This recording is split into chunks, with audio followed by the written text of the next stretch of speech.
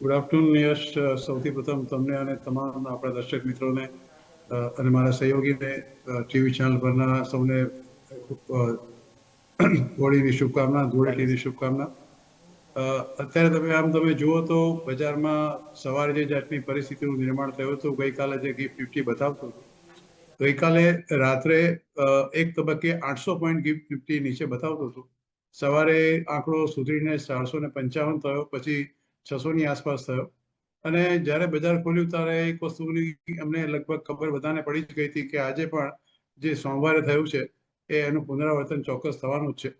એટલે આ બધાની વચ્ચે મારું માનવું છે કે જ્યાં સુધી આ કોન્ફ્લિક્ટ ચાલુ છે અને અત્યારે હવે નવા સુપ્રીમ લીડર જે આયાતુલ્લા ખામેનીના એક પુત્ર છે, એમને એ લોકોએ નોમિનેટ કર્યું છે અને એમને જે સ્ટેટમેન્ટ અત્યારે આપ્યું છે, એમણે એવું ચોક્કસ કહ્યું છે કે અમે છેલ્લા અમારા લોહીના કચરા સુધી અમે બદલો લઈશું.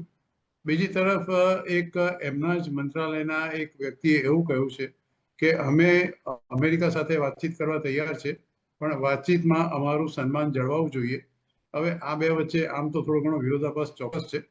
બીજી તરફ ઇઝરાયેલના હુમલા સતત ઈરાન ઉપર ચાલુ જ છે અને ઈરાને પણ લગભગ મિડલ ઈસ્ટની અંદર 8 થી 9 ઠેકાણે, ખાસ કરીને યુએસની જે એમ્બેસી છે, યુએસના એરબેઝ છે, યુએસના જે કંઈ એરપોર્ટ છે, એના પર બી એ લોકોએ હુમલા કરવાના ચાલુ રાખ્યા છે. અત્યારે તો પરિસ્થિતિ ખાસી નાજુક છે. હોર્મુઝના બંદરમાંથી લગભગ 8 થી 9 જેટલા શિપ જે અત્યારે બહાર નીકળવાની જે કોશિશ કરી હતી, એના પર બી એ લોકોએ બોમ્બાર્ડિંગ કર્યું છે.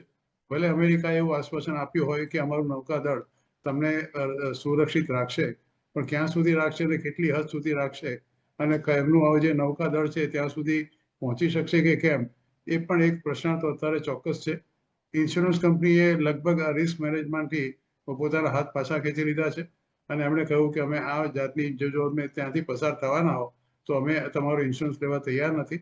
એટલે અત્યારે તો પરિસ્થિતિ નાજુક ચોક્કસ છે.